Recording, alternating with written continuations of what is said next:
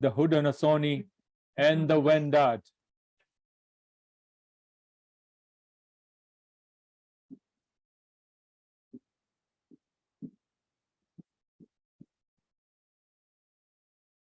We also acknowledge that there are 46 treaties and other agreements that cover the territory now called Ontario. We are thankful to be able to work and live in these territories. We are thankful to the First Nations, the Métis and the Inuit people who have cared for these territories since time immemorial and who continue to contribute to the strength of Ontario and to all communities across the province. We encourage you to take a moment to reflect, acknowledge, and appreciate these contributions. Very briefly about Ansaar Foundation now. And I think it's important that you all are aware of what Ansaar Foundation does. Ansaar Foundation is not a new organization. It has been in existence since 2004. And it's a registered Canadian charity which aims to reduce poverty and empower lives. It serves people of all faiths, races, origins, ethnicities, abilities, and gender. It runs programs for seniors, women, youth, new immigrants, and many, many more. We've had programs such as Adopt a Family, where we provide hampers to needy families every month, free homework clubs, feeding the homeless, where we go out on the streets of Toronto and feed the homeless, breaking the taboo, the mental health series, Iftar in a Box, where we provided Iftar to those living their employment in downtown Toronto as a result of the timing, which may not allow them to reach appropriately to a mosque or to their place where they can break their Iftar. And of course, the Digital Literacy for Seniors program that was so successful, where we gave out tablets to the seniors after completing their training. Cybersecurity for Youth, we just organized that a couple of weeks ago. And among these, there are many other programs that we have organized very successfully. There's another program that we are working on right now, and that is Ansaar on Wheels, which will be the first of its kind in Toronto and perhaps in Canada, a truck where we will be able to go out and feed the homeless. And now coming back to this program, Marriage in Islam. I would like to make a disclaimer here that all views presented here are those of individuals and may not necessarily be the views of Ansaar Foundation. With the nature of the topic such as marriage in Islam, there may be more than one ruling or opinion regarding any of the issues. For any personal issues, please refer to your Imam for clarification. Every 36 seconds, there's a marriage that happens in the United States, and I don't have the stats for Canada. That is about 230 marriages every hour. Marriage, as we all know, is not a one-time event. It is a lifelong commitment. In this institution of marriage, there are many professional skills that are entwined in it. Skills of professions such as an architect, a counselor, a teacher, a conflict resolution expert, a chef, a programs manager, a janitor, a nurse, and I can go on and on.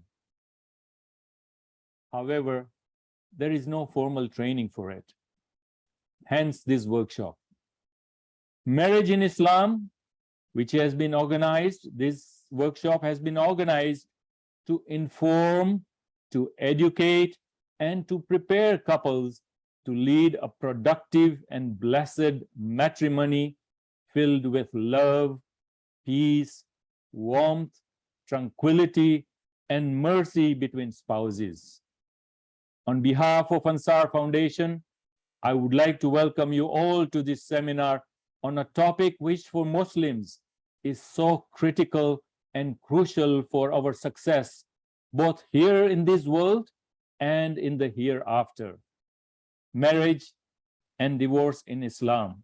We will, inshallah, start this series. Now, what we have done is we have planned a number of workshops because it is such a vast topic. And so we have planned a number of workshops around this topic. And so for now, we have organized 5 workshops.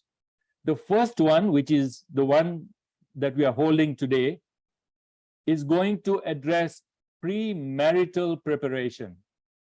That is to do with why marriage, choosing a spouse, relevant questions to discuss before saying yes. And that's a big, big question before you say yes. You need to be aware of so many different aspects before you get into this agreement between you and your spouse. Then the second workshop is going to talk about the big day.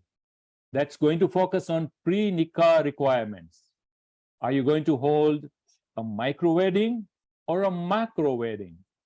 And talk about the reception, the walima, and things associated with it. The third workshop is going to be on life after nikah. That's post-honeymoon. You know, we all, there's that honeymoon phase, but then what happens after the honeymoon phase? And so we'll talk about life after nikah, the keys to successful marriage, give you some, tips around that, talk about some common problems in marriage, and duties and responsibilities as well. And on the fourth workshop, that's going to be about my rights and your obligations. We'll talk about respectable marriage or devilish divorce. We'll also talk about prenuptial contract and ways for conflict resolution. And the last workshop that we have organized, it's going to be about, is your marriage missing that spark, which is so important after so many years that we need to talk about that. And Muslim woman's option to seek talaq, that's khula, and we'll talk about that. And then one of the last topics that we want to focus on is to be advanced care preparation, preparing the will and power of attorney. And of course, we will have questions and answers. So today we have, I'll introduce the presenters, which is important for us to be aware of who the presenters are going to be. And the first presenter that we have here is Imam Dr. Abdul Hai Patel. Dr. Imam Abdul Hai Patel has been serving as an Imam and community leader for the past 52 years in Canada. MashaAllah. He is a founding member of many organizations such as Canadian Council of Imams, Ansaar Foundation, Muslim Children's Aid Support Services, and many others. He has served in many various high-profile positions and has also been a commissioner of Ontario Human Rights Commission, been a trustee of Toronto District School Board for Scarborough. He is currently a Muslim chaplain at the University of Toronto, York Regional Police, and a member of Canadian Association of Police Chaplains. Imam Patel is a recipient of Governor General and Ontario Government's awards and Community Service and Queen's Diamond Jubilee Medal. He holds a doctorate degree from Canadian Institute of Islamic Studies. The other person that's going to join us is going to be Sister Rufaida Muhammad. Sister Rufaida Muhammad is a counselor who focuses on marriage, counseling between spouses, and we will let her, when she joins us, we will introduce her or ask her to introduce herself. And then you can see me, that's me. My name is Dr. Abdul Hamid Hathiani, and I completed my PhD from the University of Toronto and have over 30 years of experience in the social service sector, again, dealing with various issues and challenges Muslim community faces, and Muslim families face. So having said that, I would like to throw it upon you for now. Tell us your name. And also tell us what meal would you prepare for someone you want to impress and why. Anybody from the audience, I would like to, encourage you to participate in it. This is going to be, we have audiences online who have joined us with Zoom. There's a lot of people who have joined us on Zoom, and we have we have participants here at the office as well. So anybody who would like to please share and let us know, because it would be nice to have an interactive session rather than a session that is just one way. Anybody? Yeah. Sure. Fazla, mashallah. Yeah, me. Yeah. So, I mean, something that my mom would taught me, something that can express my culture, bring out where I come from, kind of. I don't know, if they're gonna be impressed, they're gonna be impressed. If not, it's what it is. I get to share my culture with them, right? Yeah. Good, good. Good point. Good point. Yeah. Anybody else?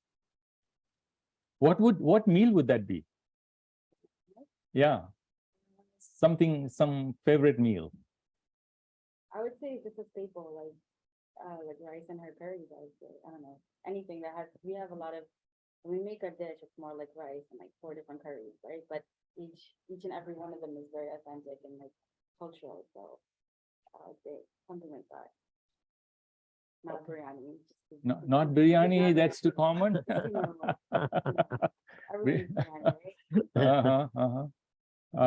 Anybody else? Anybody from the audience who have joined us unmute them through Zoom? You can unmute yourself.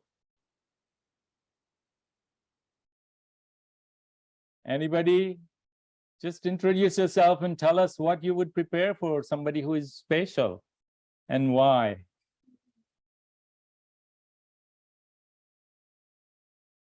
Anybody? Anybody here? You can tell us. Yeah, my name is Asma Hussain. Welcome, Asma. Thank you. Because we have several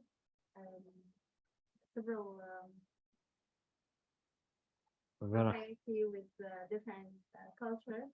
We have to serve different type of food to cover all those people invite them between Arab culture and African culture and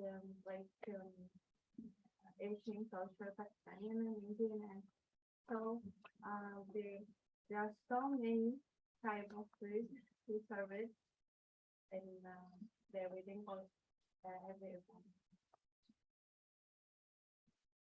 Yeah, thanks. And what would that meal be? What would that one dish be? Yeah, it's salad and meal, meat and chicken as well, and dessert. Like And three dessert. types, yeah, 3 types of dessert. Yeah, okay. Good, good. Anybody else? Anybody else? From online. Online? Anybody who has joined us? There's so many of you who have joined. Let's have at least one person.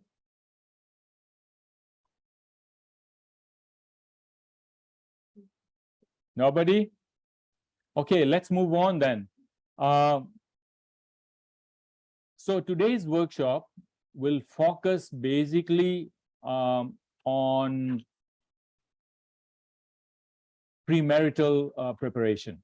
So it's going to be about why marriage and choosing a spouse, and how do you choose a spouse, and what are some of the key things to choose a spouse, and some relevant questions to discuss before saying yes. And as I said, let us try and make this into an interactive workshop where I would like to get some feedback from the participants as well. If there are any questions from participants, please bring them up so that, we can try and talk about them. We can try and, get some opinions about it from our Imam here.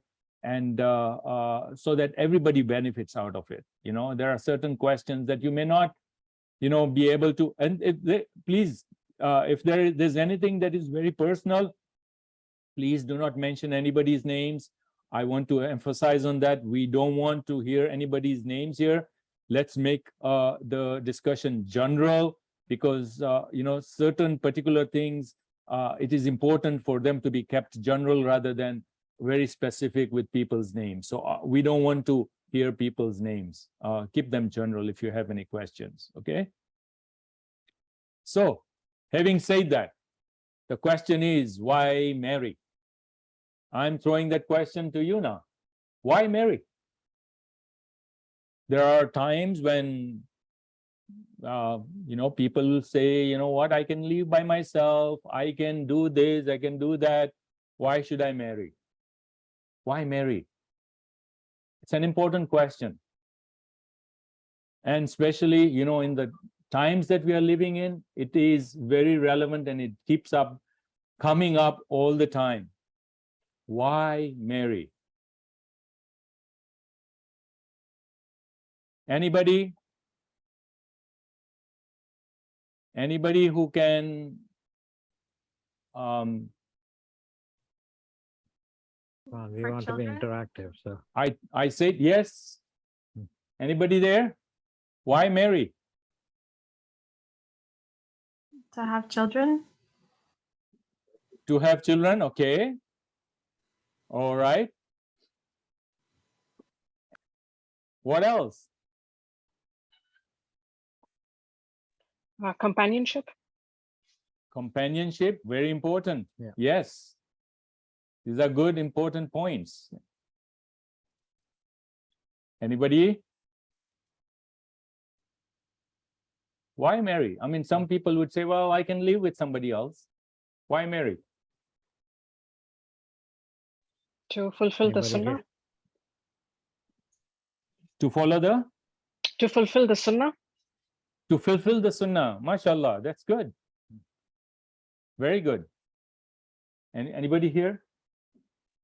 Why marry? It completes your half of the deen. It completes half of your deen. Yes, absolutely. Absolutely. Anybody here? Why marry? Sometimes It's a due sunnah. to, Yeah, I mean, it's an important question, and many people, especially these days, we get that question time and again. Why should I marry? Can I not just live just the way it is? But it's important, and I would like to take this opportunity to ask the same question to our Imam here, Imam Abdul Hai Patel. Yeah. Why marry? Well, I think most people, some of the answers we have heard from the participants. And this is a good question when some countries, in some of the European countries, they are seriously thinking about, I remember Sweden at one time wanted to abolish marriage altogether. So, Assalamu alaikum to everyone. Before I go further, we also have to refer to the Quran, our guidance, that tells us about marriage. And in the Surah Rum, Allah subhanahu wa ta'ala says, وَمِنْ آيَاتِهِ أَنْ خَلَقَ لَكُم مِّنْ أَنفُسِكُمْ أَزْوَاجًا لِتَسْكُنُوا إِلَيْهَا وَجَعَلَ بَيْنَكُم مَّوَدَّةً إِنَّ فِي ذَلِكَ لَتَفَكَّرُونَ.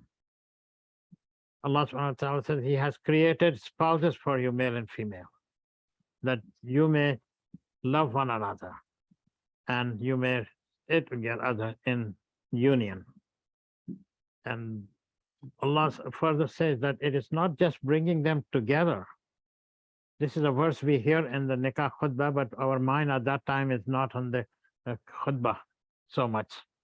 But it is a very important verse that Rasulullah chose some verses for khutbah, and they are worth understanding. I will explain to them as go on.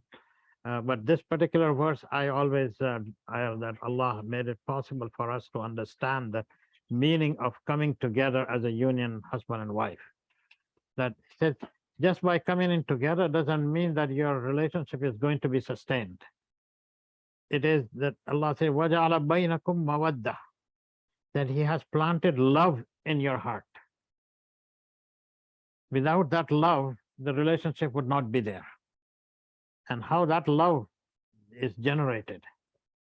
I, as a former IT person myself, and some of you maybe in IT, we have people here who understand and you have used the zip file. That when you unzip a file, how it explodes. So this love that is in our heart explodes based on our relationship with Allah subhanahu wa ta'ala.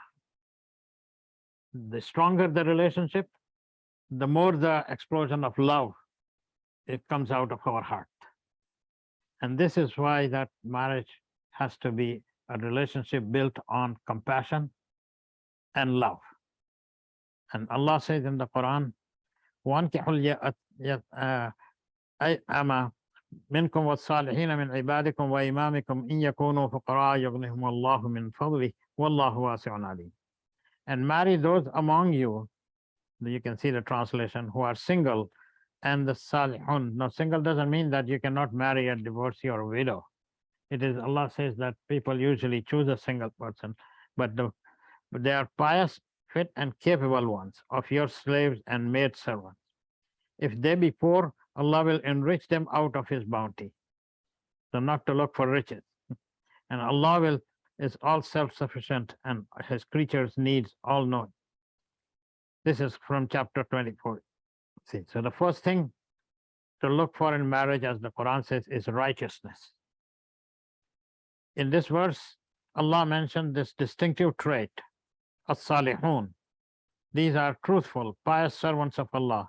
They seek nothing but the pleasure of their Lord. It is a special unit that which you don't find among those people.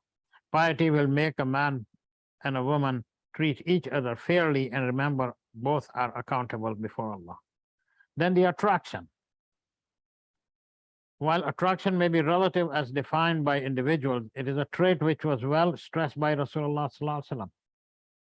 On the authority of Jabir ibn Abdullah radiallahu anhu, the Messenger of Allah subhanahu wa ta'ala said, if one of you proposes marriage to a woman, he can look at her to see that which will encourage him to go ahead and marry her. Then let him do so. Hence find that thing which will make your heart scintillate whenever you see your spouse. Once a companion told the Prophet ﷺ that he was going to be married. The Prophet ﷺ asked if he had seen her. When the man said no, he said, go and look at her, for it is more likely to engender love between the two of you. Now, this is something that in many cultures, they are not allowed to see each other. And Rasulullah ﷺ said, no, you have to see that. There is nothing un-Islamic about meeting your spouse, seeing her. You can always have in the company of an adult or siblings together, so they are not alone. And this is important to observe in this society. Now, I say this here, that in this, I have lived here in the Western country for more than 60 years now. I've grown up in the East and India, but I have lived in the West, and 52, and now in my 53rd year in this country as well. So I have seen people still practice that culture that says they see each other and that, you cannot talk to your spouse, your potential spouse. So this is a tradition, a cultural tradition, not Islamic tradition. Here is the hadith I quoted. Imam Patel. Yeah. Good points that you have made, really good points regarding choosing a spouse. But why marry?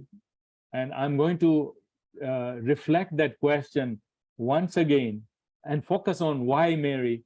And I'm going to reflect that on Sister Rufaida, who has joined us. Yes. So Sister Rufaida, you have joined us, and if you can introduce yourself, you are one of the panelists here. If you can introduce yourself and address this question, why marry? Assalamu alaikum, everyone. Sorry, I'm going to turn my camera on now. I apologize. I had a little bit of computer issues this morning, so Forgive me for not being able to join earlier. So, we definitely reflect on marriage as being half of our faith, and we're told that a number of times. And so it is vital for us to find companions that reflect and help us reflect our better points, and even identify some of the aspects of our character that needs to be worked on, improved on. And so half of the faith is really about working on ourselves and reaching our highest potential, and becoming closer and closer to Allah subhanahu wa ta'ala. And finding a soulmate or an individual who can kind of complement that or encourage us and support us in that growth is part of the journey in moving closer to Allah subhanahu wa ta'ala, which is why I would say it's half of our faith. Thank you so much, Sister Rufaida. And when choosing a spouse, I mean, what is the Islamic approach to it? Right. So just moving, we're okay to move to the other slides. Is that all right if we can do that? Yeah, excellent. Okay, so أعوذ بالله من الشيطان الرجيم بسم الله الرحمن الرحيم, and marrying among those and marrying those among who are single and pious, fit, and capable ones. So the salihun of your slaves and maid servants. If they be poor, Allah will enrich them enrich them out of His bounty. And Allah subhanahu wa ta'ala is all sufficient for His creatures' needs, all knowing about the states of the people. So this is our Quran, our ayah in An-Nur, which speaks about the need to marry, and those that are pious amongst us, and looking for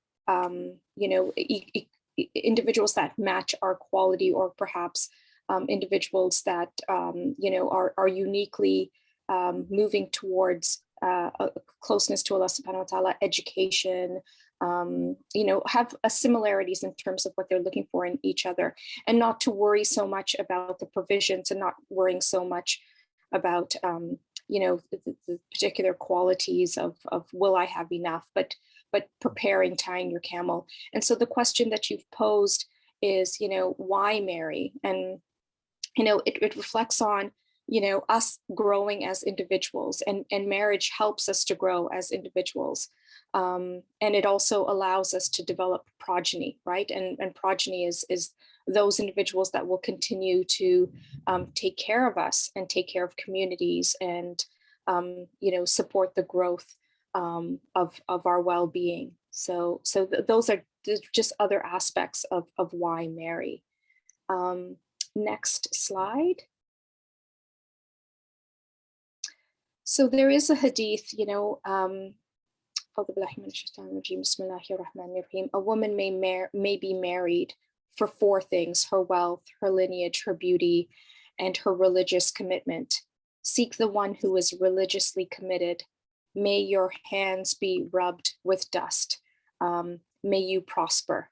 And so this was Al-Bukhari and Muslim, inshallah, that has identified this. So you can definitely marry individuals for various reasons, but above, the beauty, the lineage, which are critical criteria to the reasons why we marry, there's also understanding that religious commitment. And so here, and when we ask ourselves again, back to that original question of marriage and the purpose of marriage, and why we marry, and perhaps what are some of the things that we're looking for in a marriage. Some of those areas are, righteousness, right? And notice that it is the first item on the list is, looking for people that are upright and righteous in character. And then, of course, other things to consider in terms of traits are attraction. Again, there's the uprightness in character, good lineage and personality. what this list is pinning itself on is, you know, when you're finding someone who is able to, you know, speak to your qualities, speak to the things that you're looking for, you know, it is important to be able to understand, you know, those aspects that resonate with you. Forgive me, if we can just go back to the previous slide just for 1 second, please. Thank you. You know, there has to be a form of attraction, you know, a certain degree. You know, there has to be that part of you that find that natural attraction to that individual, and for whatever qualities they have. And you know, we'll definitely speak about the character in a minute, and good lineage and personality. But all of these lists here, you know, are derived as of things that we perhaps traditionally look for. But there may be things beyond this list as well. So let's maybe start the first slide about the righteousness. Let's delve into that a little bit more deeply. So, you know, piety will make a man and a woman treat each other fairly, and remember both are accountable before Allah subhanahu wa ta'ala. And this is a really critical aspect of marriage, in the sense that if you hold each other in balance, if you hold each other in balance with one another, in terms of how you treat one another, you know, with an understanding of that you are witnessing, and Allah subhanahu wa ta'ala is witnessing your actions. Here is where you know that there's kindness. Here's where you know that there are obligations. Here's where you know that there are responsibilities to one another. All of that impacts the way in which we are righteous and honoring of our obligations in the relationship. And so it is very important that, you know, righteousness is in balance. And why I say the word balance is because sometimes that the off balance is when we become so fixated and so, you know, like minuscule on particular aspects without being forgiving, that it becomes conflictual or contentious. And so, you know, if somebody is maybe, you know, at home most of the time, and I'll flip the tables a little bit here. You know, if the husband is it's the individual who's home most of the time, and the wife is out working, because that does happen too, and they aren't able to maybe get around to cleaning the kitchen, right? There may be that ounce of being, you know, righteous and saying, like, you know, you're supposed to do this and I'm supposed to, but the mercy and the forgiveness comes in when we know that there are other obligations on this individual that may not allow them to complete that task of the day, right? Instead of kind of, you know, leaning on this idea of, like, you know, you're the woman, you're supposed to stay home, you're supposed to do this. And I flipped it back on some of those maybe cultural or traditional thoughts that we lean towards. What happens then is that it gets out of balance, right? The mercy in it is saying, I understand you've had a tough day. I understand it's been a little bit difficult for you, or, you know, let's work on it together. Let's prepare dinner together, and let's work on cleaning the kitchen together. There's where it becomes balanced as opposed to out of balance.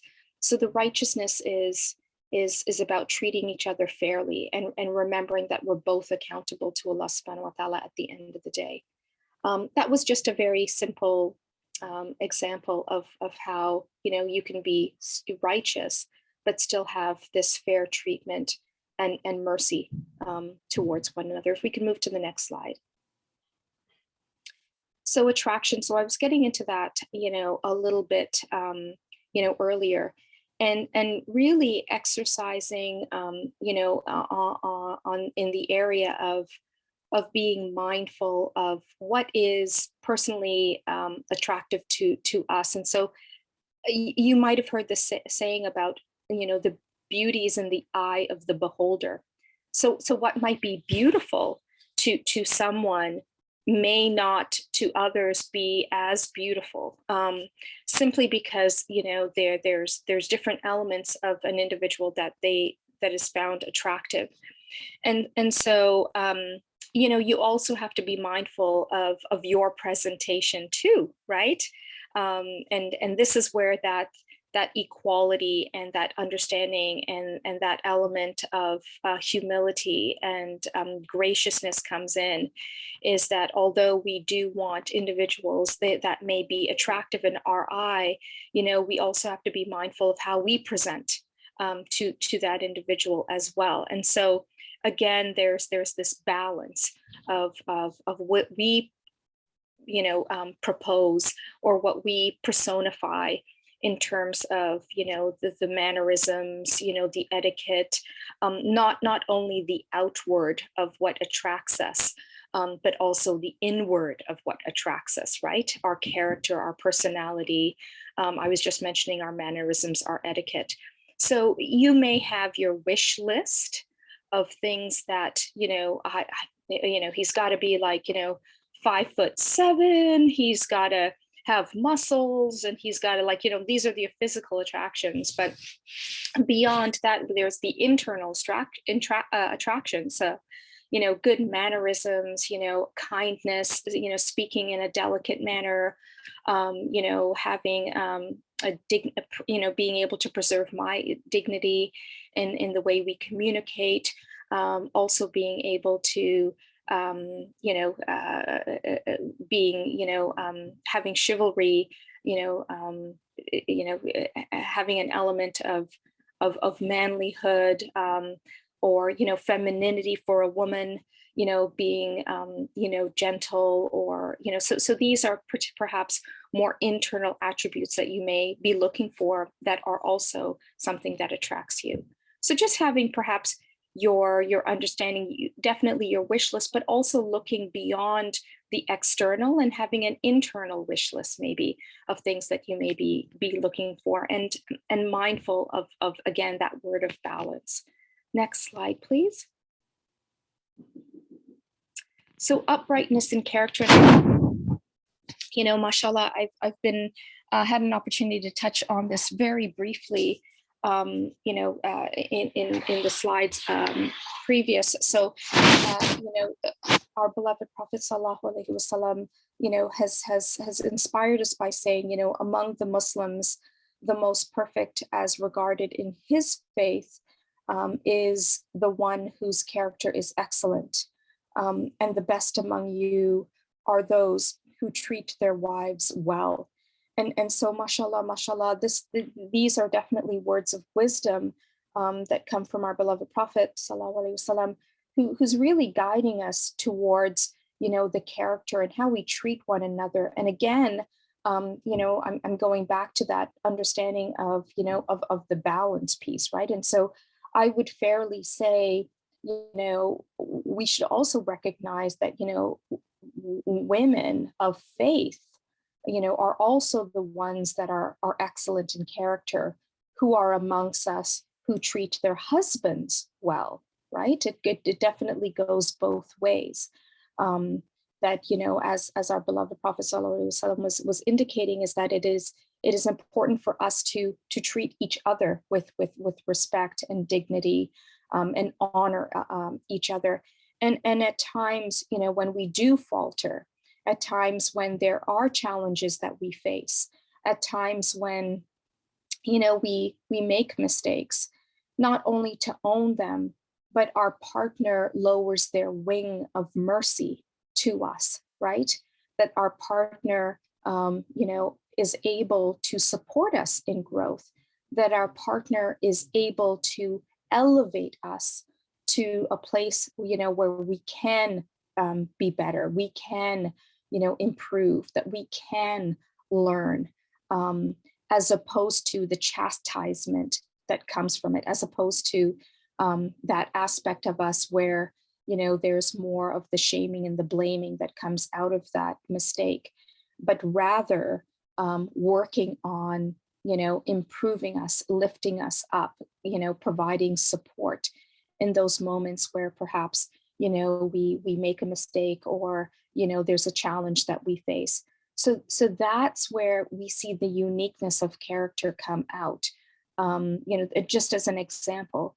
So that is equally important to being able to recognize how we support and care for one another. And that's an expression of our character more specifically, is that when we face challenges, we face them together. When we come across situations that either individual is experiencing, that we are there to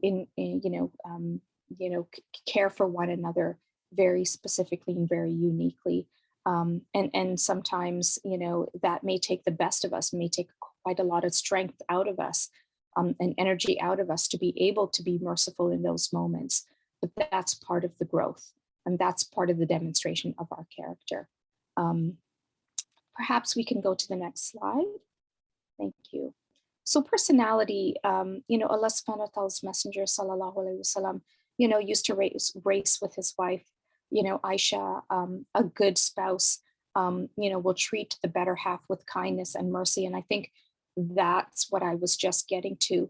I also want to touch on this understanding of personality. So,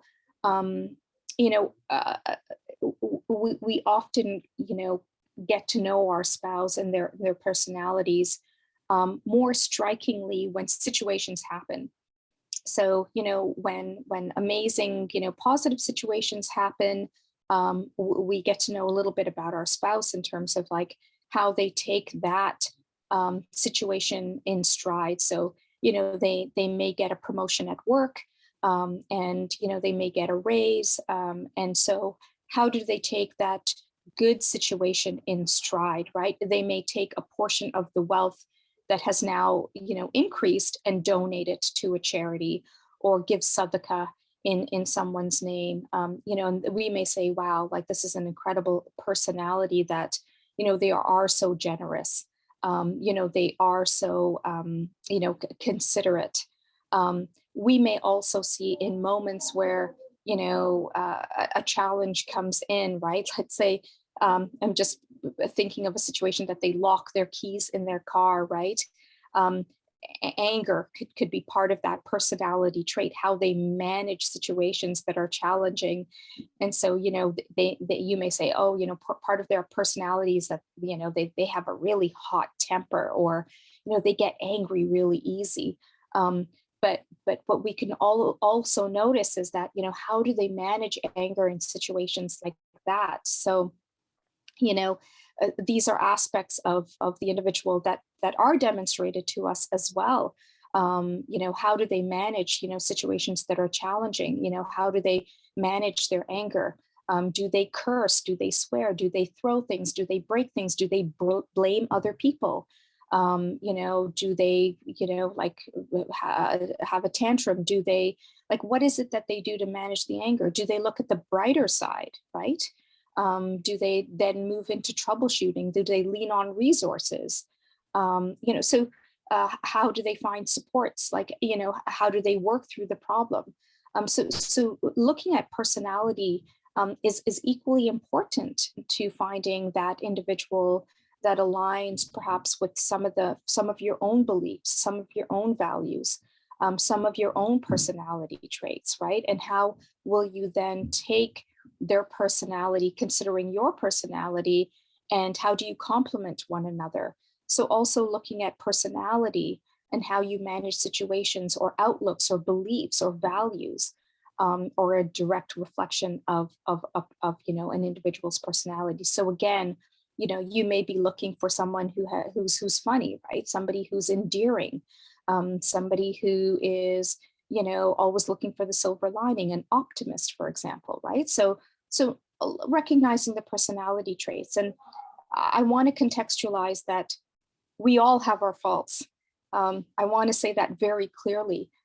We may be looking for somebody who's the ultimate perfect person, but mind you, we all have our faults, right? So it is about recognizing, some of those parts of the individual that you will, have to be able to learn to live with and help support, right? Likewise, I'll use myself as an example, like, maybe there are certain aspects of myself that I need to be able to improve on, right? That my family has come to understand and learn about me. So, and that I need to grow and improve on, right? And so we communicate about those things. So just the personality traits are other aspects. So just, sorry, next slide. Don't mean to ramble on about that specifically. And so good lineage. And here, the Prophet ﷺ said, a woman is married for 4 reasons, and one of which is the family. A person chooses his life partner due to 4 reasons: status, wealth, beauty, taqwa, which is, virtue and fearfulness of Allah subhanahu wa ta'ala. So one should choose an individual, one who is best in taqwa, virtue. And so this is Sahih Hadith. And so, mashallah, like, this is definitely, an aspect of qualities that, we want to absolutely bear in mind, the status of someone, the wealth of someone, the beauty of someone, the virtue of an individual, absolutely. And contributing to that as well is that when we understand that faith is something that's primary to a relationship, and how someone understands their faith, that also contributes to how they would spend their wealth. That would also contribute to how they carry themselves in terms of their status. That would also contribute to, how they, the understanding of their beauty. And where I'm going with that is a level of arrogance that comes with beauty, right? And kind of like internalizing the beauty as something that is vain, right? But rather being humble about their beauty, right? And that ties into the taqwa piece as well. So, this is definitely a list. And so when we take this list and compare ourselves, we have to be mindful of that comparison, right? That sometimes we think of ourselves as being at a particular status in life and wanting a spouse who's equally of that status. And there's nothing wrong with that. In fact, that is identified as a requirement. But there's also an understanding that a partner may be of a higher status, and another partner the spouse may be of a lower status, which doesn't define per se the relationship. It is how these two individuals particularly work on the relationship and allow that in relationship to evolve and grow. That is an aspect of importance in making sure that these individuals stay together.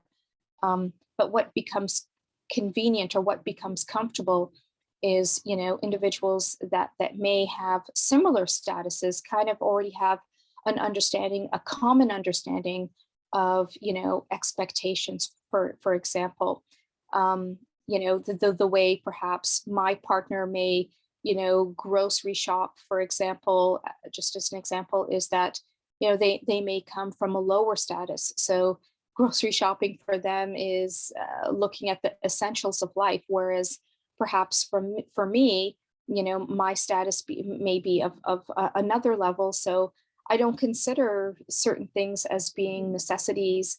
I just think of them as just being items that are just common. And I may even, lean towards things that to them are luxury items. So here's where the status, as a very common example of where status, it identifies just expectations clearly, because this is kind of like what the other person has been quite used to as they were growing and developing within their own family socioeconomic status, some of the privileges as well as opportunities that they've been afforded. So it is finding that unique understanding, between statuses. For example, if one is marrying a higher status or a lower status, is just finding that unique and common understanding. That is also a critical a platform for growth. And as I had mentioned before, like when you do find someone of equal status, it is more of understanding like the common, expectations of that status. That's kind of like where I'm going with that. And that leans into wealth as well. So yeah, just maybe the next slide there. Yeah. Thank you Sorry, so was much, there- Sister Rufaida. On the same slide, I want to, focus on taqwa, that word taqwa. Absolutely. And so I will ask the Imam here, Imam Patel, to explain a little bit more about, what do you mean by taqwa? Imam Patel. Yes, thank you. That's a very good question, actually, because in the Quran, we always hear, Ya ayyuhalladhina amanu taqullah. And in the Arabic language, they use ittaqillah quite often, which is translated by many translators as fear in English. Now that gives the kind of opportunity for especially Christian missionaries to say that yours is a God of fear, not of love. And they try to calm people down, say, ours is a God of love. The translation is very much misleading when we talk about, especially like the fasting verse, that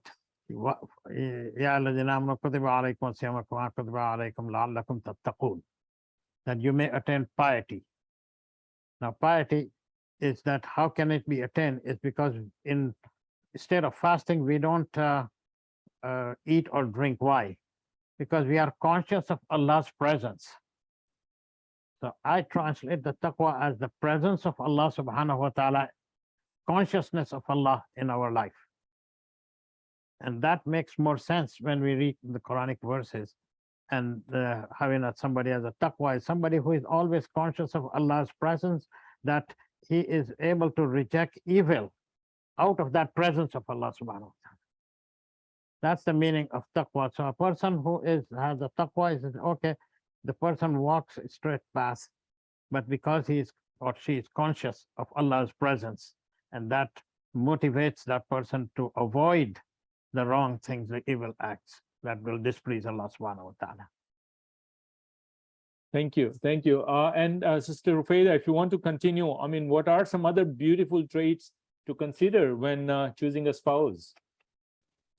Yeah, absolutely. Jazakallah, thank you for asking that question.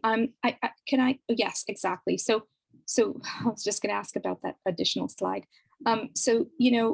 Other characteristics, and I think I touched on this when we talked about like perhaps the internal, right, and the external. So, confidence, humor, forgiveness, honesty. I think that really ties into our understanding of, our righteousness, right?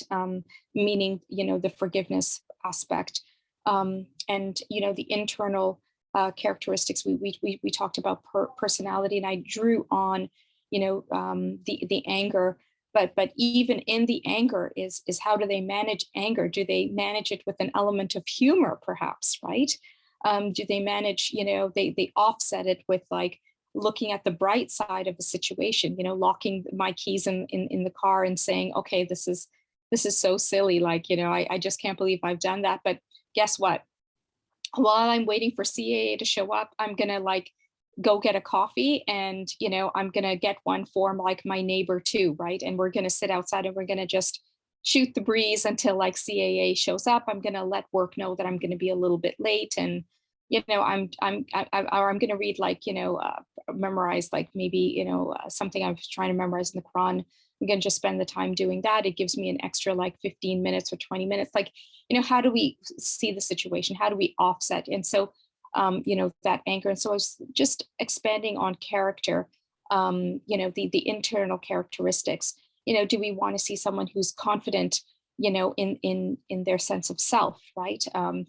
Confident, being a female, Muslim, outwardly wearing hijabi, working as a teacher for, the Toronto Board of Education, for example, right? I'm, like, is that confidence there that I know those elements, that personify, who I am as an individual, my identity, right? That confidence that comes with, being formidable in terms of, being Muslim, maybe having to endure some criticism, some discrimination, in various circles that I travel, but just having the confidence and the ability to manage some of those situations, right? Also, leaning into like the honesty piece, right? So honesty, I often say, begins with the self, owning our own truths. And in conversations with our partners, being honest with ourselves is about having the courage to have courageous conversations with our spouses, right? Where we have space, we create safe spaces for our spouse and ourselves to have open and honest conversations about things that are working and things that are not working, but not moving to a place of blame and shame when we identify what's not working, but rather moving to places of understanding and moving to places of creating solutions, right? And removing that idea of attachment in terms of expectations or being judgmental. And that's mindfulness. And so when we are honest, not only with ourselves first, but with each other, we're bearing in mind this element of mindfulness as well.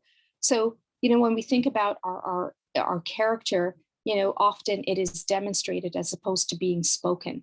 So some things that you might want to look for, in an individual when you're, thinking about marrying certain individuals is, what is their character like, and having an understanding, and perhaps again, exploring what is that internal character is. Do they have taqwa? Are they honest? Are they forgiving? Are they mindful? Is there element of humor? How do they demonstrate, or how do they manage anger, for example? What are the things that trigger them? How do they express consciousness of others, right? Is it expressed through kindness, for example? I brought that example of getting a raise, right? Something that good happens to them. Do they act on that element of kindness by donating a portion of that increased salary, to the community, to an organization that is in need? So just more exploration of those internal characteristics that you are looking for, but you yourself perhaps exude, right? And that's where I began with this understanding of balance, and being in balance and being out of balance, and how do you bring yourselves back into balance? So, you want to be able to reflect that, and not only look for it, but to be able to reflect it in and of yourself. Next slide, please. Rufeda, I'm going to ask this. You've really gone into some good detail about each of the characteristics, and I'll summarize, them once again. However, I would like to ask Imam Patel if he wants to add anything to what Sister Rufeda has just elaborated on. Yeah, I think Sister Rufeda has explained beautifully the characteristics, but one part I like to add on the honesty is that when you are choosing a spouse, often they hide a number of things.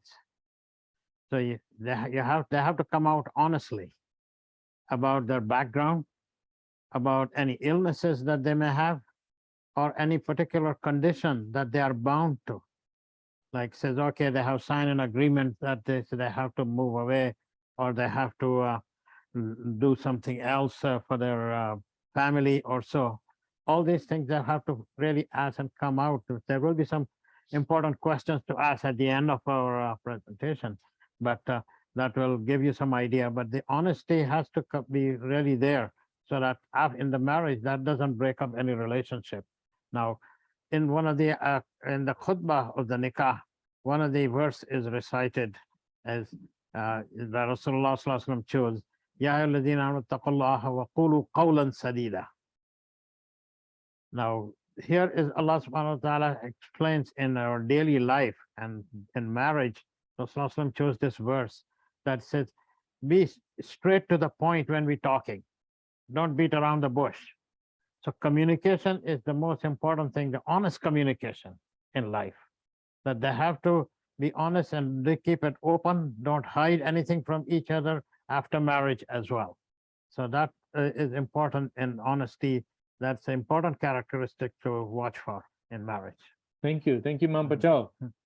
And so, very briefly, we talked about the characteristics that can lead to a happy marriage. And some of the characteristics that we talked about are righteousness, attraction, uprightness in character, good lineage, personality, confidence, humor, forgiveness, and honesty. These are all really, really good characteristics to look for. And the Prophet ﷺ has explained to us, has told us what to look for when looking for a spouse.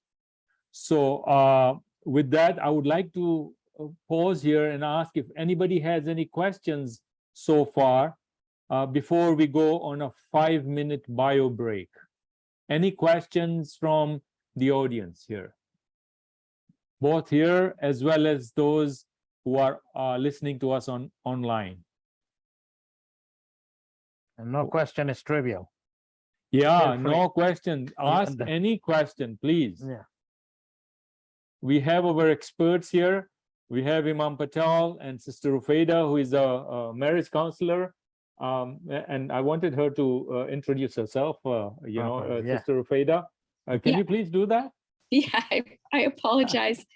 Once again, I apologize for joining the seminar a little bit late, just having some computer trouble. So I'm a social worker. And so I do a lot of community engagements, working with a number of organizations. But I'm also affiliated with Trillium Health Partners as a part of their crisis intervention mental health team. So I deal with individuals that present to the hospital, but they're in extreme states of crisis in terms of their mental health. So I'm one of the medical clinicians on the team. So that's kind of like where I'm situated. But beyond that, I do work with a number of organizations nationally and internationally in terms of like the areas of mental health or just community engagement and building programs and things like that. So that's just like, my background. Any questions? Looking for questions from anybody who may have their hand So we up. have a question here. Okay. What are other characteristics you'd recommend? So what are some of the other things that you would recommend? Both to Sister Rufaida, Imam Patel, or even from the audience, if there's anything that you would like to share, I would welcome that. Okay, I will first lean on Imam Patel as I'm shy to speak in his presence because he does have knowledge that I am lacking, and so I will always defer to him first, and then I will support any kind of guidance or advice he gives. So I will lean on Imam Patel first. Well, I think we are going to be talking about other characteristics as well, such as cultural and language compatibility in marriage. And Yeah. that will be coming up next, I think. Yeah, that's inshallah. coming after the bio break, compatibilities, which is a very, very important issue, interconnectedness of various social issues in marriage. So we'll very briefly talk about, we'll talk about that after the bio break.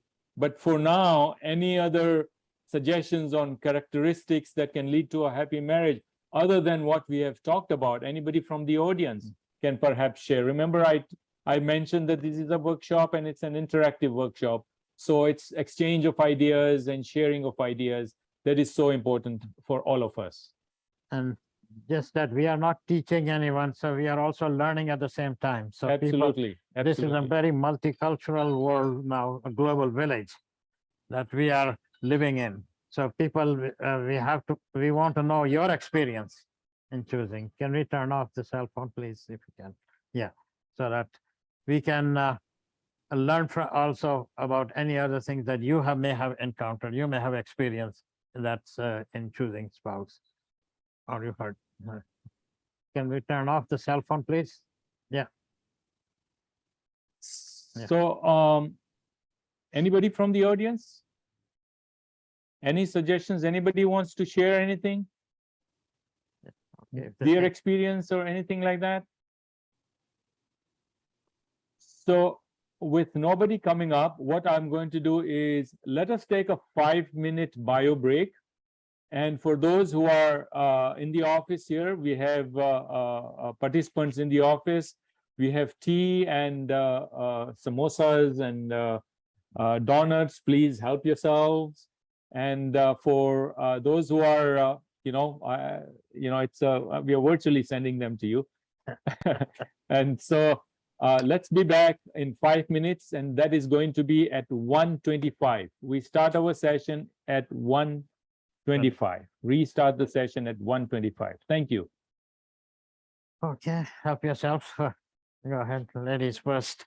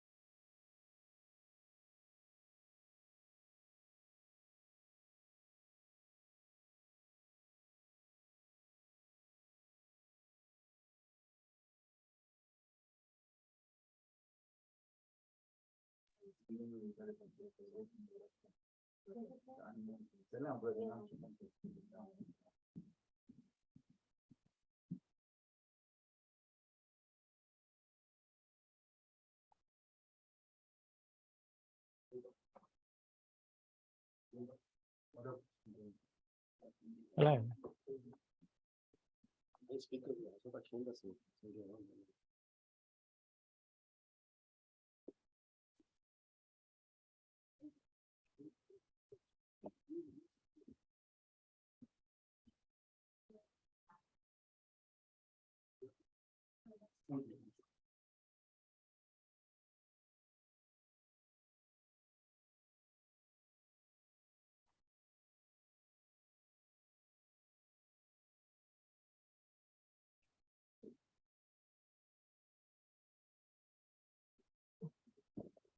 So are we good? So far, so good?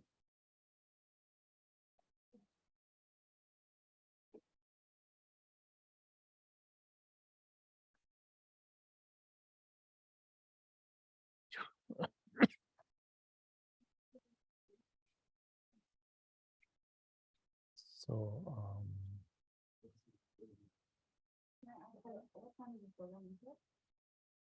another half an hour.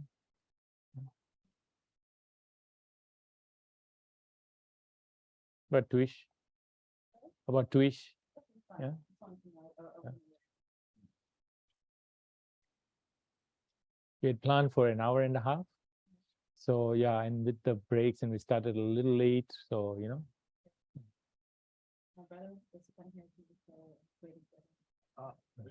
Good if he can join us.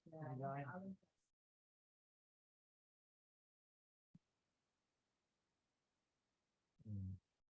So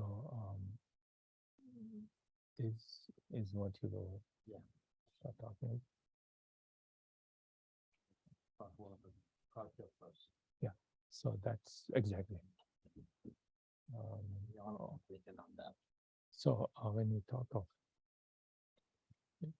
role of culture, so this is just the high level okay, summary, and then role of culture. But no, first we'll talk about interfaith marriage. You want to talk about culture? So then, we may need to change the slides. We'll have to change the slides. No, I mean, you're going to talk about this. I'm going to talk about the other from here, ready to take the plunge. So, culture. So you're going to talk about, you want to start with culture and language, or you want to start with the other one? Faith. Faith is, the bigger things. Interfaith marriage. Yeah, interfaith, interracial, interdenomination, and then we go into culture.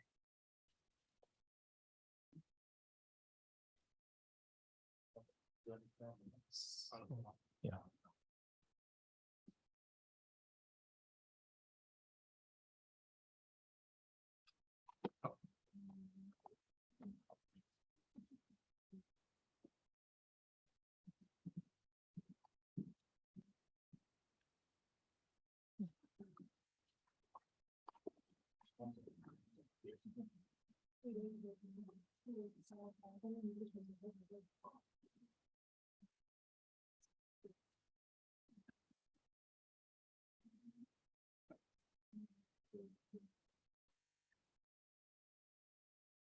Assalamu alaikum wa rahmatullahi wa barakatuh, everyone. Thank you so much for coming back again.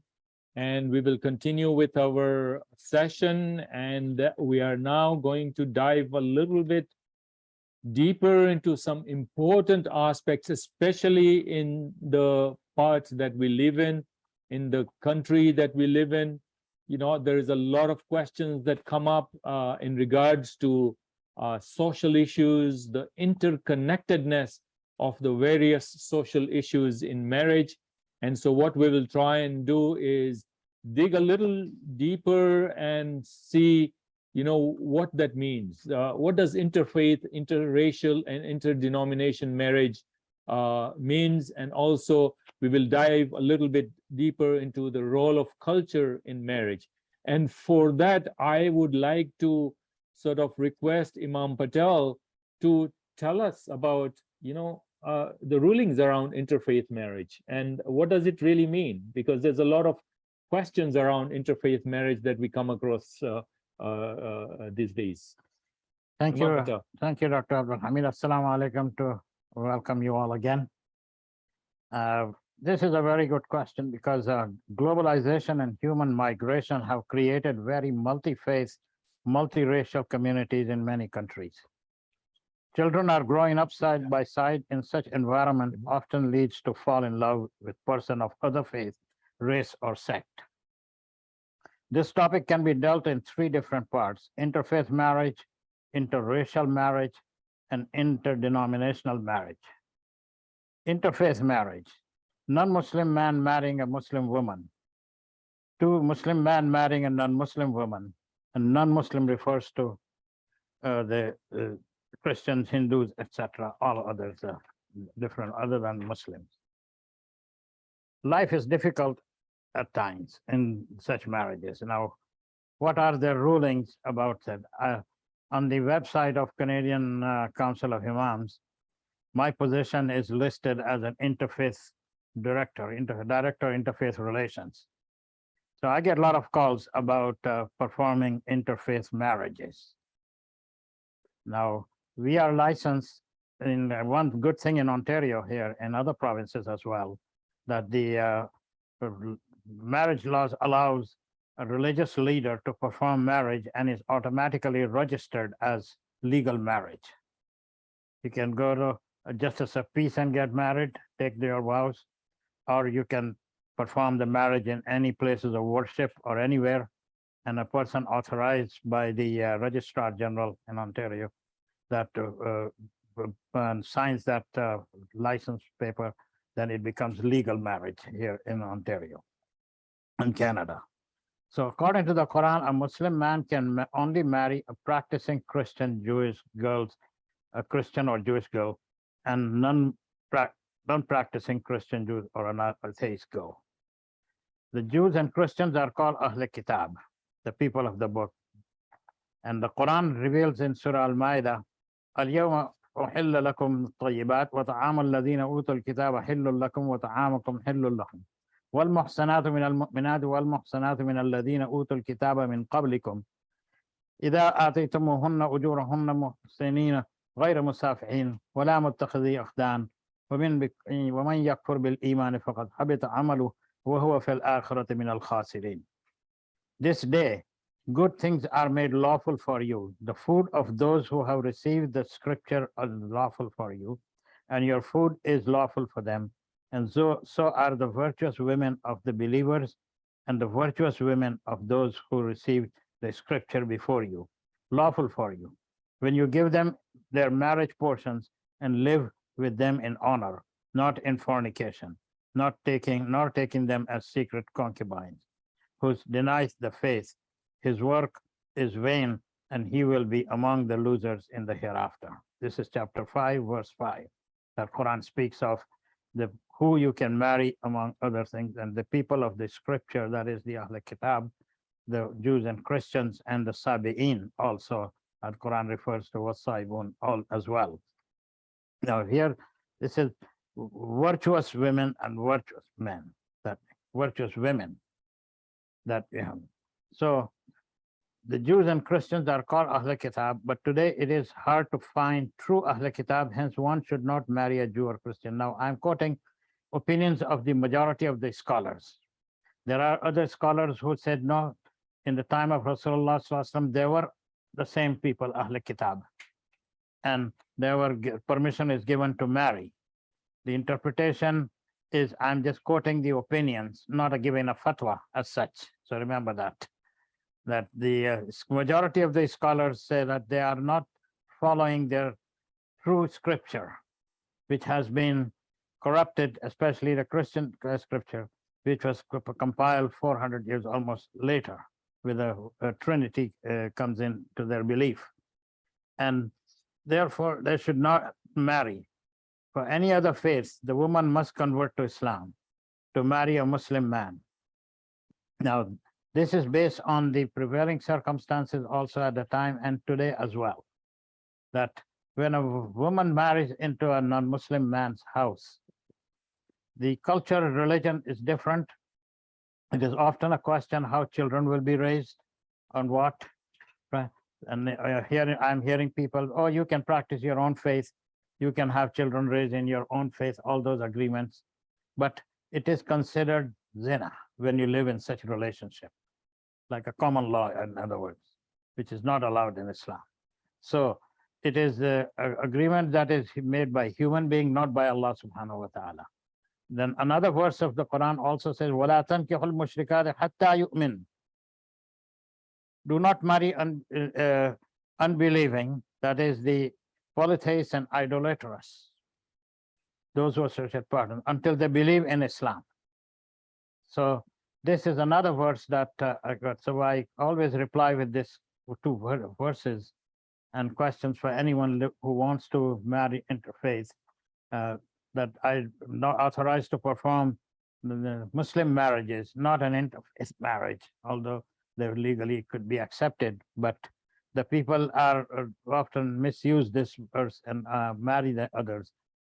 What is most important, that you can choose person of other faith, they must convert to Islam by the man or woman. And it is not at the time of the nikah that you give them la ilaha illallah. They need to understand, and because the farais of kalima, is to recite and believe by conviction, not just recitation la ilaha illallah that you become Muslim. You have to believe in that la ilaha illallah Muhammadur Rasulullah. So those are the two farais of the kalima that we must remember. And therefore it is important that they have some sessions before nikah, that they understand Islam and decide to marry. In my life so far, I have come across very few women or person or man as well, that hardly, that they would understand Islam and then decide after some time, after a few sessions, that yes, they will accept Islam. Not at the time of nikah ceremony that you bring in asking the imam, make that person recite the kalima. In the old customs of some of the countries, Indo-Pak subcontinent and others, at the time of the nikah, they make you recite kalima, even if you are Muslim.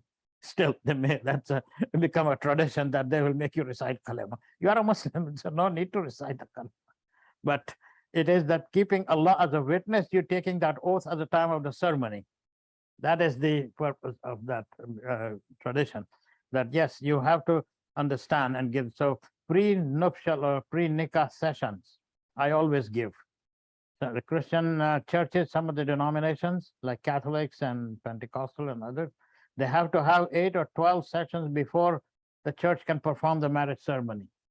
I've been telling many imams, and some imams do that, that yes, you have to have session, because many children grown up here in Canada here and in Western societies, especially in rural areas, don't have the luxury of Islamic education.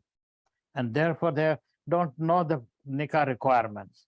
Like mahar is important. We will talk about that later and other things. But there is also a lot of cultural practices that creep into it, which young people grown up here don't understand. And that is the other aspect that we will be talking on, the cultural traditions, that how it affects. So let's, I think, go into that aspect, interracial marriages and cultural and language compatibility. Sister Rufeda can talk about some of those, and I will also talk. So interracial marriage, Imam Patel, and we'll get to Sister Rufeda. What's your experience, and how do you see that happening? I mean, interracial marriages. I know that the Prophet ﷺ also married women from different races and tribes. But what is your understanding? What is your opinion about that? There is nothing in the Quran that prohibits interracial marriages, as long as they are Muslims. However, one is encouraged to marry someone with good iman and character, that characteristic we explained earlier, above all things, but it can become a test in its own way.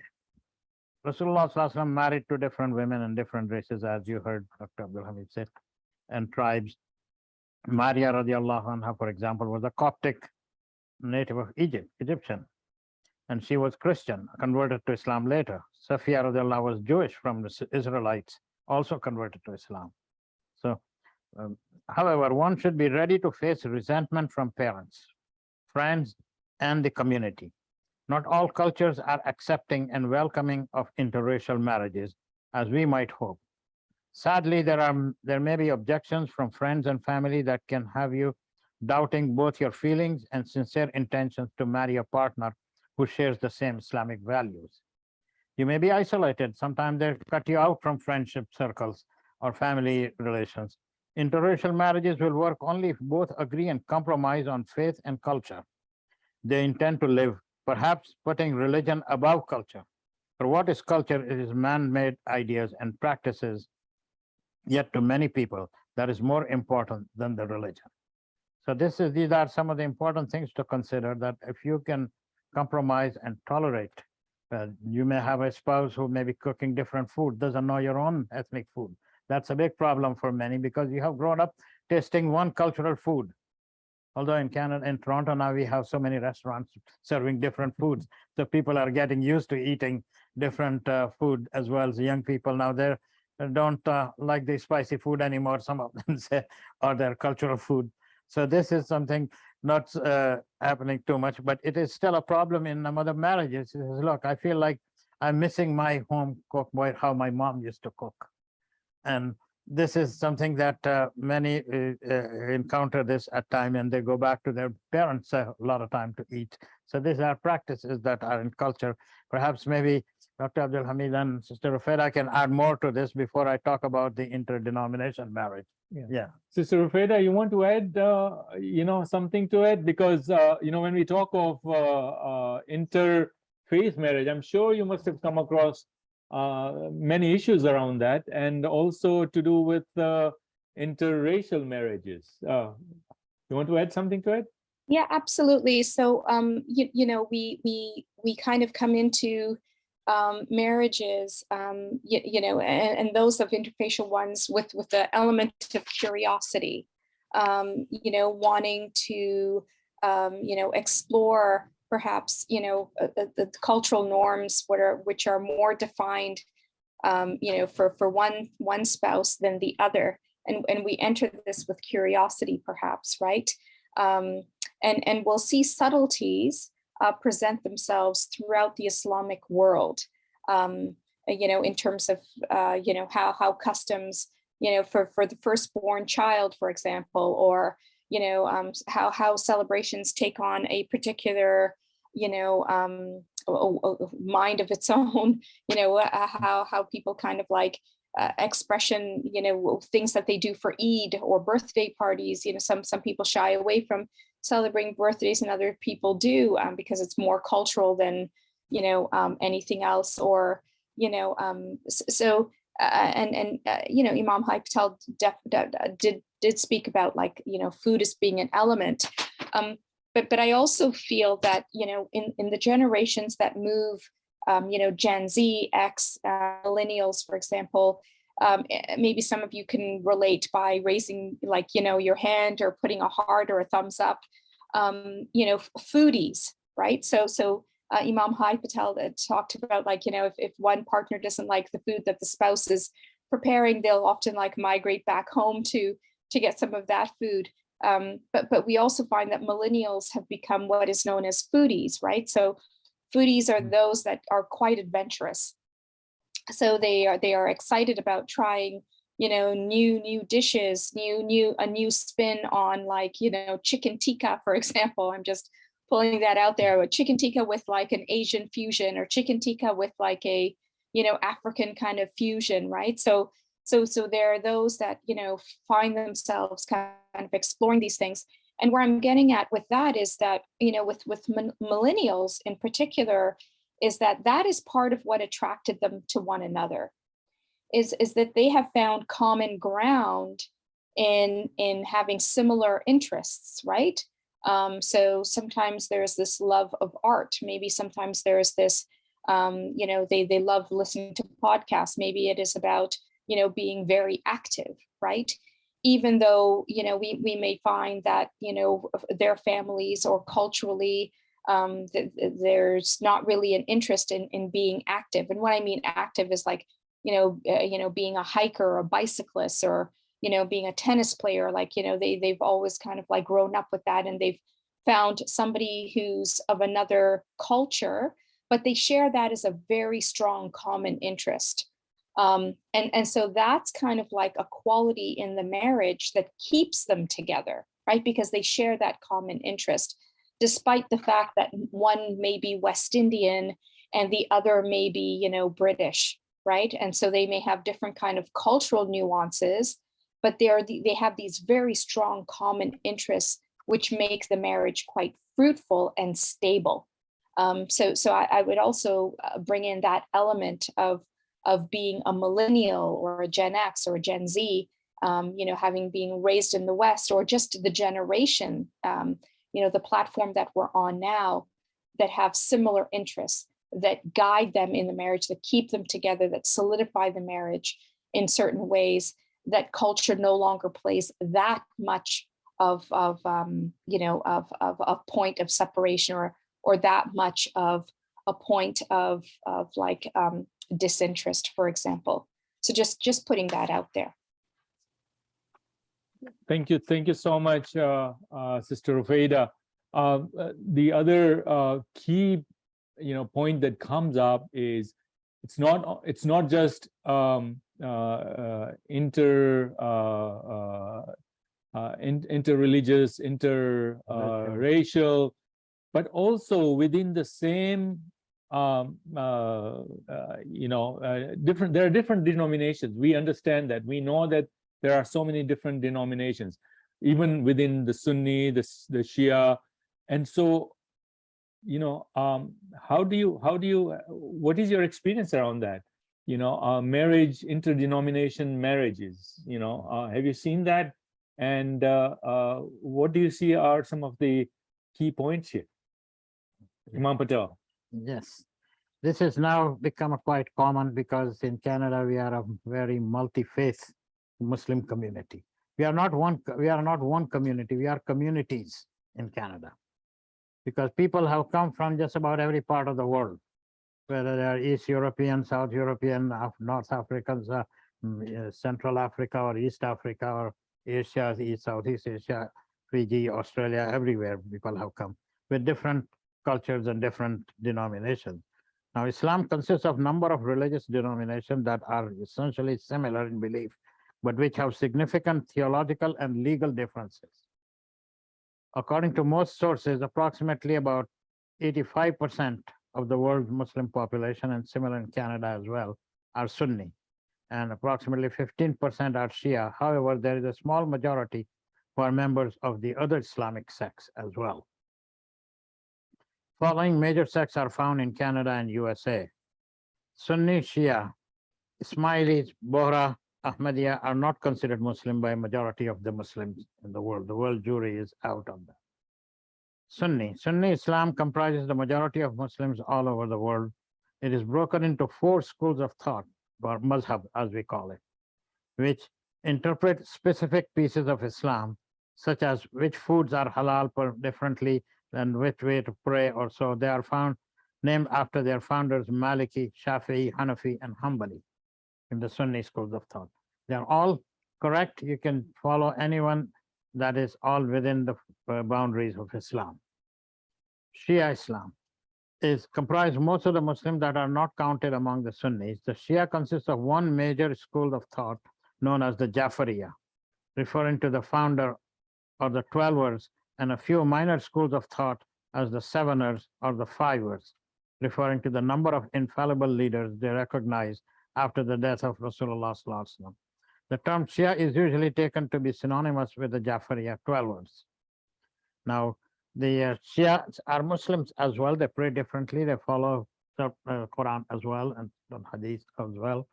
But if anyone, any group, there are offshoots of Shia, like Bohras are offshoots of Shia, Ismailis are offshoots of Shia. But any Muslim or any group, Sunni or Shia, believe in the infallibility of imams or any religious leader. They cannot be part of the Islamic fold, because only if the prophets, alayhi salatu wasalam, are infallible, because they make mistakes, they were corrected by Allah subhanahu wa ta'ala. So that is the only infallibility we can associate with, not with any saints or any religious leaders as well. Parental disapproval will be the first major hurdle to clear. And now you've seen Canada, I've seen more now this interdenominational marriages. They fall in love while they're at school, university, college, or in workplaces. And Sunni, Shia, and if parents now have the big problem, they feel embarrassed. They say, what is also important to note, and is that number of parents following their culture, they have promised somebody back home that they will marry their son or daughter to them. Now, Islamically, that is not right, but promise, if they make good in good faith, and if their children agree, then it is okay. But often I find women are caught in this, that they cannot leave the parents' house or defy the parents. boy or a man would run away from house and say, no, I reject your proposal. And therefore, but sometimes the parents throw them out, and I urge the parents who are listening maybe on this or not, but in my khutbah, I said that don't ever throw out your children from the house. Try to solve the problem, especially girls. And then sometimes the girls then are forced to compromise and agree with the parents, and marriage doesn't work out. Sometimes it works. It is up to Allah to make their relationship fruitful, but often it doesn't. And sometimes it leads to leaving the house, or even some of them who even mentioned that I feel like killing myself, which is not allowed. But that is how it drives the children to that level, which parents should know that they should not do. They force. There's no forced marriage in Islam. And remember, in marriage, women consent is taken first before man consent, groom's consent. So the rights of women are more respected in Islam than others. So the parental disapproval will be the first major hurdle. This is due to lack of knowledge of the other culturally inherited perception in home country. Interdenominational marriage often creates more challenge than interfaith marriage within the family and the community. In spite of the belief in one Allah and the Prophet Muhammad Sallallahu Alaihi Wasallam, variations and interpretations in ritual worship and other practices will require tolerance, compromise, and may even lead to abandon their own affiliation and make a new choice of denomination. Like, for example, if a Hanafi marry a Shafi'i or Maliki or Hanbali or anyone, then their practices and prayer is different. So they say, this is not the way I learned. This is not Islam. They start getting into argument. So sometimes they said, okay, let's choose a different one altogether. If you are Shafi and Maliki, then let's choose Hanbali or Hanafi, something like that. They make that choice. But often they are stuck in their denominational upbringing and learning so much that they don't want to compromise. And that breaks up their marriage. Like, if one example, according to the Shafi school of thought, and this is practiced by some of the ulamas don't agree with it, but most of them do, that in state of wudu, if a woman touches a man, the wudu is broken. The man's wudu is broken, invalid. So in the culture here, especially in the West over there, okay, when you come home, you want to hug your spouse, or at other times. So sometimes you want to give something, you say, oh, don't touch me, my wudu will be broken. They get into a conflict like that. So this is something that people have to understand before you choose another person in different schools of thought or different madhab, Shia, Sunni also. Try to understand that faith, that practice, that culture, so that you don't get into any argument or conflict in your life at the time. The remedy for ignorance is asking questions. The spirit of inquiry is the hallmark of an open society, and the above saying of the Prophet ﷺ aptly illustrates this principle. A culture of curiosity and open-mindedness will foster development in any society by motivating its members to learn enthusiastically and enrich their knowledge. This is because awareness of one's ignorance is half of knowledge, as it becomes stepping stone to seeking and finding answers. A questioning mind is like a flowing river that is replenished with fresh thoughts and ideas and continues on its journey. Thank you. Yeah, Imam Patel, thank you on that. And there's one point that I really want to stress, which Imam Patel mentioned, was do not break the lines of communication. Keep the lines of communication open, regardless of whatever the situation is, because that's so important for the person, to be able to be communicated to, and for us to communicate to the person, and the person to be able to communicate to us. It's very important, because a lot of times what we see is, at the very first instance, the lines of communication are broken. You go your way, I go my way. I never want to see you again for the rest of my life. But you know what? It's so important for us to keep those lines of communication so that, things change. And so if the lines of communication are open, things can change. And it is important for us to have, a peaceful, acceptable reunions or relationships between different family members, right? If I may just put in. We haven't really dived more into culture and language compatibility. Would you like to sort of, Imam Patel, would you like to sort of add to that? Well, I think I have mentioned quite a bit, but a lot of time the culture is a big problem in choosing the spouse. And there is also the language compatibility that is important. If one spouse doesn't speak the language of the other, then the communication becomes difficult with in-laws and the other side of the family. And sometimes you get suspicious. You said, are they talking about me? And then when they're talking over there, and that creates suspicion. That suspicion leads to more conflict and argument in marriage. So this is something that one has to understand and buy into it, that look, I'm going to be facing this problem in life. And I have had experience from people telling me sometimes that says, look, I think I made a mistake in choosing the person who could not say, I can't talk to my mother-in-law.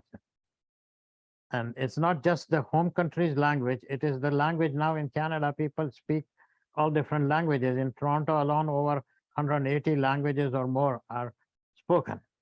There are more than 60 to 70 different ethnic groups and nationalities in the city here. So this is something that people, when they choose the person who speak different language, it's an asset at times, especially when you travel and you know other languages. But in daily life, it may not be a problem as they may talk English. Children grow up here, a lot of times they talk English or French if they are in Quebec, or that French is their language. But when they meet the families of the other spouse, that's where the problem comes in. And in social circles, this also becomes a problem. So you may be just listening or standing there by yourself while everybody is talking in their language, and you may feel isolated or angry at times and avoid social gatherings, which also creates a problem. Now, the other problem is which language children should learn. And here in Ontario, and other provinces maybe as well, I think they encourage learning heritage language. There are classes, the Board of Education even offers funding for teaching your child other languages. So they respect the differences in culture and language in Canada. That's the beauty of our multiculturalism, that says, okay, so children learn language, but say, which language are you going to learn? Whether it is Spanish or whether it is Arabic or Urdu or Gujarati or whatever language. And therefore, that also, those issues to be resolved by mutual agreement that, okay, they will be learning the language or not. If there is no need for learning, as they will not be going to home country.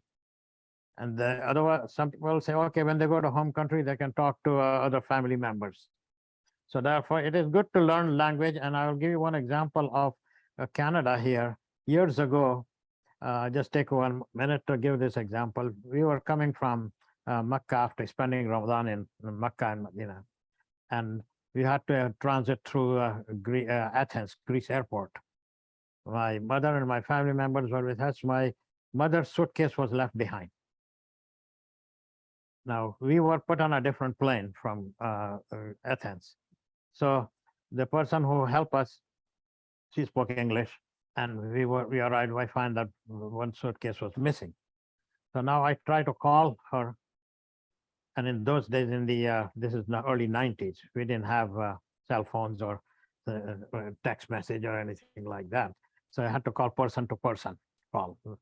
So I made a person to person call. That person was not on duty, but the person, bell operator, was speaking Greek language. So she realized the difficulty communicating with me and that I'm looking for this. She took over and helped me help the other person at the airport sort out what I was looking for, what my problem was. The suitcase arrived next day. So many employers in Canada, they look for people who speak different languages. They're serving clients of multicultural, multilingual communities.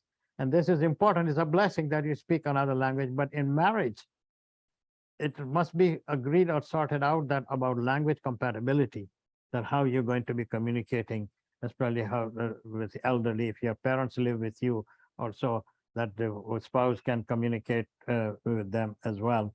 These are important things to look for in culture, in language compatibility and culture. What about homesickness? Yes, that is another one. I think we talk about that, and Sister Rufeda also alluded about the food. And it is true, you said, right, the youngsters, the millennials becoming foodies. And that's what is happening now. So food is not become so much, still it is a problem for some who have a taste of their home food.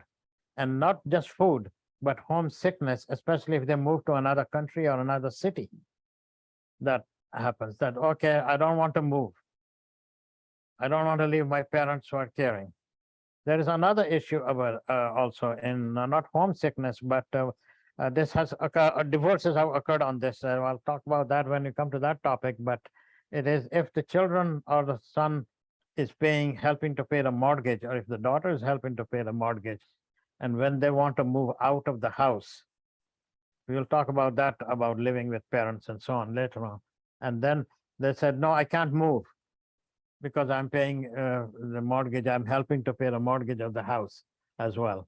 So then marriage is broken up, says, okay, if you want to live with your parents, you live, I'm moving out. So this is another aspect to look for about. So all those things have to be agreed in advance. And I will come to the other workshop about prenuptial agreement. That is become important, that you sign an agreement. It's not mandatory, but it is something that good to have in this society, in this country, living in a time like this. It helps people to keep their marriage sort of together. Maybe we will talk about that later on that. So homesickness is one about, they get homesick if they come from another country. Then the food is another one. The cultural celebration, Sister Rufeda hinted, oh, in my home, we celebrate this. He says, no, this is not allowed in Islam.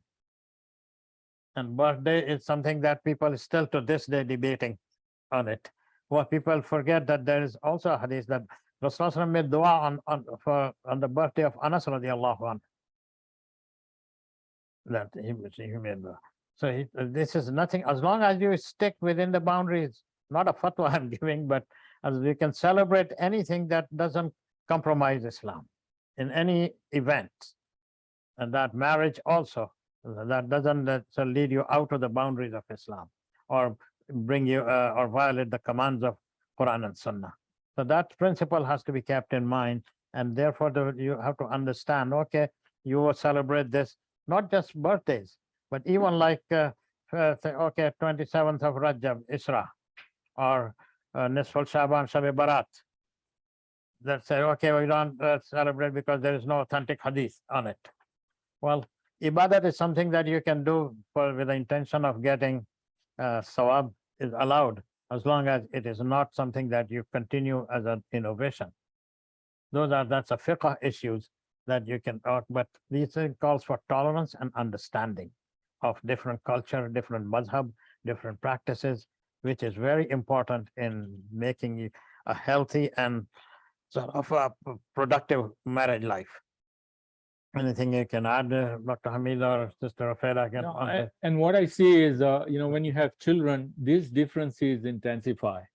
And, sometimes it takes the family, or it breaks the family, or it takes them apart, from their beginning to, once they have the children, and some of these cultural and other compatibilities sort of become more magnified.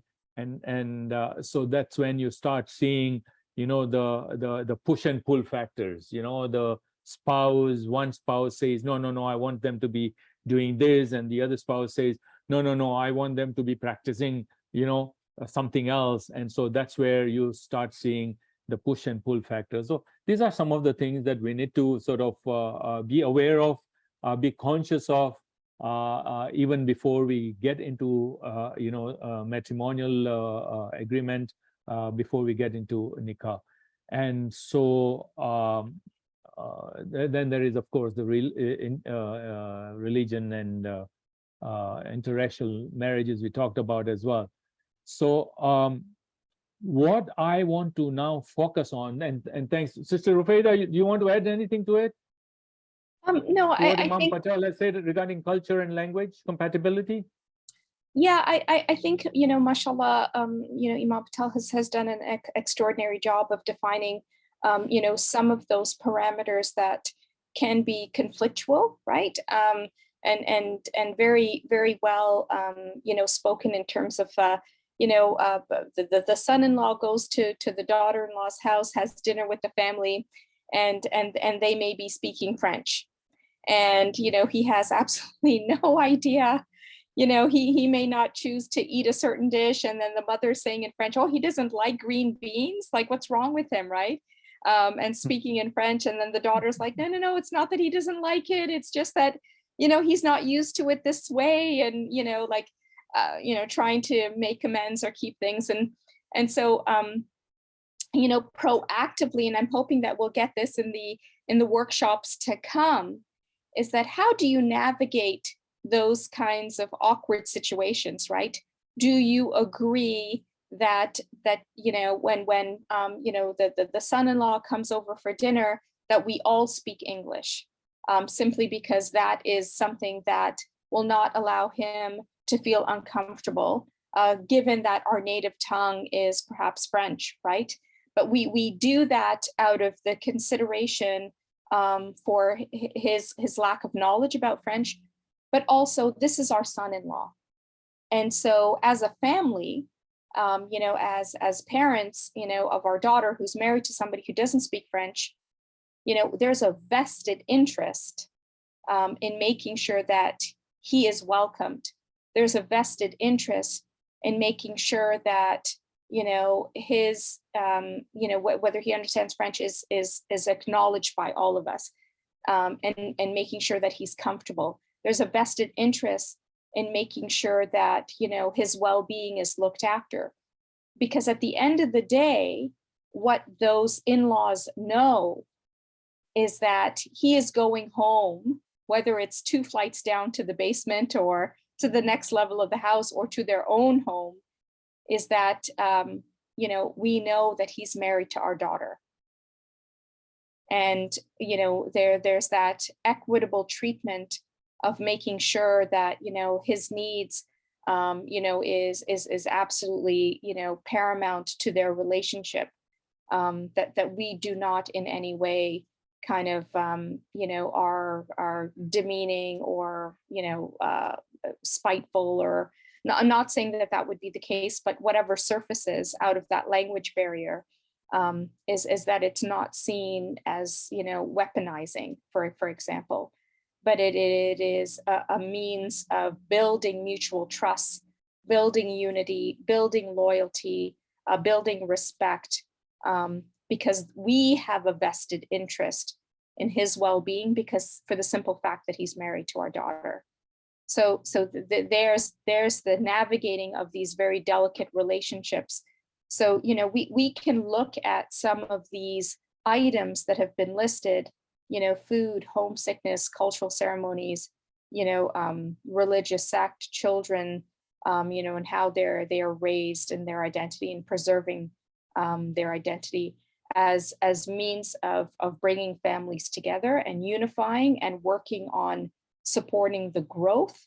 Or we can look at these particular factors as things that divide us. They're divisionary factors. So it's how we perceive these things to be. What's interesting as we kind of move through marriage, and I'll just make this quick point as we continue to move on, is that, I often kind of try to set the tone for people that are thinking about marriage as, who is sitting at your marriage table? And there's this phenomenal book that's written by Dr. Robin Smith.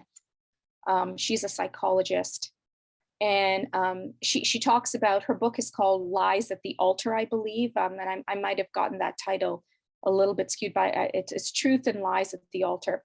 And what she says is that we have what is called a marriage table. And, when I talk about that, is like, who is sitting when we sit, and have dinner with each other, I'm sitting and I'm having dinner with my spouse, but it's just not my spouse and myself who's sitting at that dinner table. It is my mother-in-law who's sitting at that dinner table. It is my father-in-law who's sitting at that dinner table. It is, my best friend who's sitting at that dinner table. It is my sister-in-law and my brother who's sitting at that dinner table. It is my physician, my family physician who's sitting at that dinner table. And all of these people that sit at the dinner table, right, at my marriage dinner table, are individuals that influence my marriage.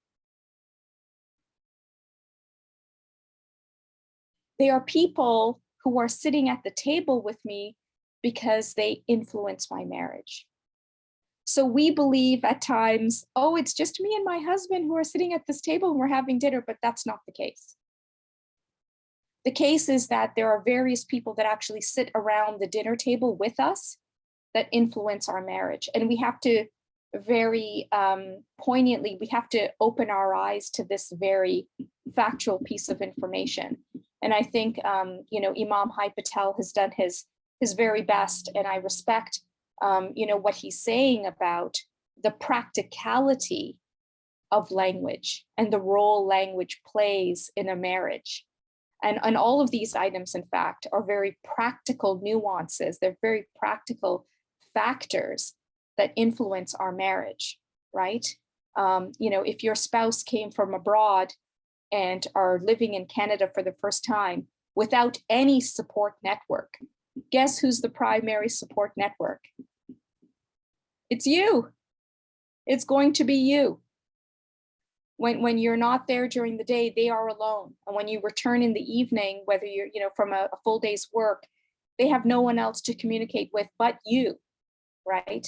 And we set expectations perhaps on them, go out, volunteer, do this, but it's hard to do that when there's these cultural barriers, right? They're growing, they're getting used to that, right? So very poignantly, Dr. Hai Patel outlined the practicality of some of the barriers that are caused by differences in language, or being homesick, or differences in the way food is prepared, or how celebrations are carried out. So these are very practical examples of differences that interfere with how a marriage is supported or nurtured.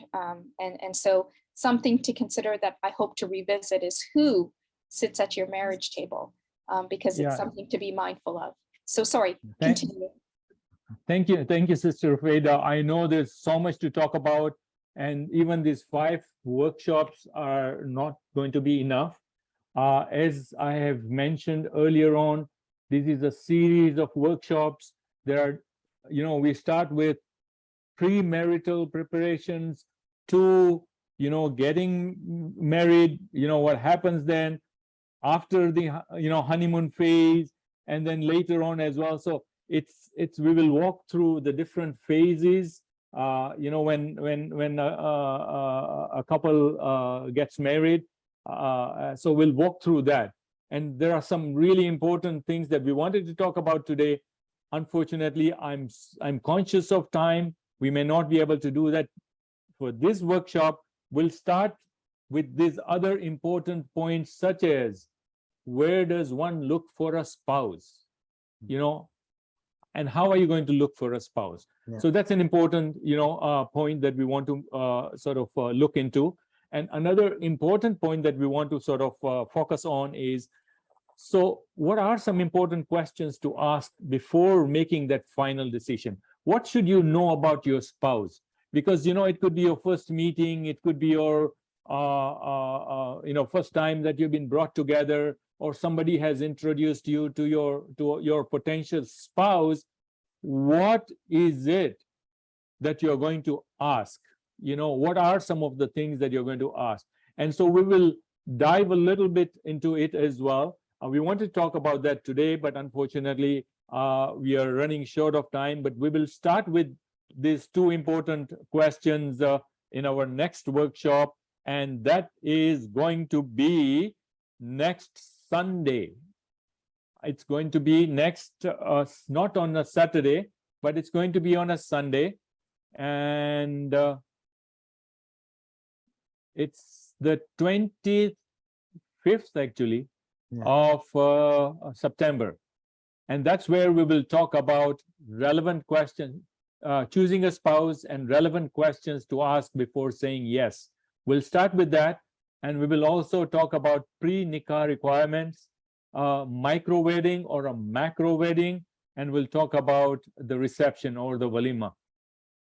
And mind you, then there are other workshops that we'll talk about. We will have the following one. So what we have done is we are organizing a workshop on a Saturday. So this is a Saturday today. The next one is going to be on a Sunday to allow other people to be able to join in who cannot join in on Saturdays. The one after that is going to be on a Saturday. And the one after that is going to be on a Sunday. And we will end on the workshop on a Saturday. So having said that, any final questions you might have? Anybody has any final questions before I request our Imam here, Imam Patel, to say the final dua for this session today? And I would like to thank you, each and every one of you, for attending, and please register and join for the workshop next Sunday.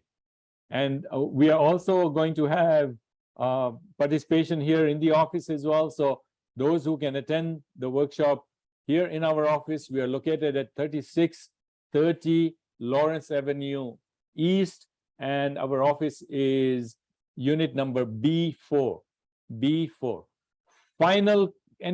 One final question anybody has that we can certainly ask the Imam before I ask him to say the final dua? And if they have questions after, they can send it to Ansar, info at Ansar. Yeah. And if you have any questions, You think please later send on. those questions to info@ansarfoundation.com. That's where we'll be able to address those questions and get back to you, or respond next week on Sunday. No questions? No comment. Well, no comments. So I would really like to thank you, each and every one of you, for joining today's session.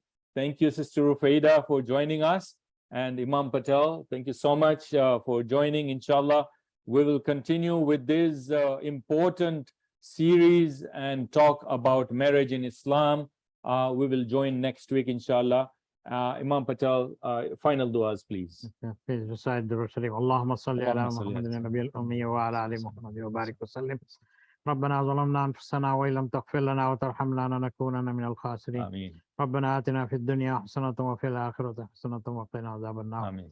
ربنا لا تزغ قلوبنا بعد إذ هديتنا وهب لنا من لدنك رحمة إنك آمين. أنت الوهاب. Ameen. ربنا هب لنا من أزواجنا وذرياتنا قرة أعين واجعلنا للمتقين إماما. Ameen. اللهم أرنا الحق حقا وارزقنا اتباعه وأرنا الباطل باطلا وارزقنا اجتنابه. Ameen.